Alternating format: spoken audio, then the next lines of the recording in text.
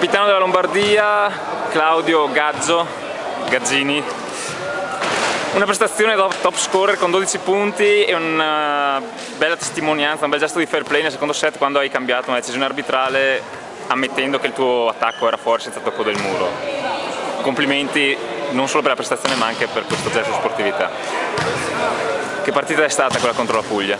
Allora, siamo partiti dal presupposto che sarebbe stata una partita molto tirata, da subito già dalla preparazione, e abbiamo dato il massimo dall'inizio alla fine senza mai mollare. Sono contento della mia prestazione ma soprattutto della vittoria di squadra. Dove può arrivare questa squadra, questo trofeo delle regioni? Se giochiamo come sappiamo giocare, molto in alto.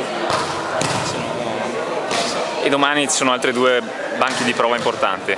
Anche loro sono fortissimi e dobbiamo giocare come oggi e dimostrare il nostro valore. In bocca al lupo allora anche alla Lombardia. Un saluto Claudio, ciao. Ciao a tutti.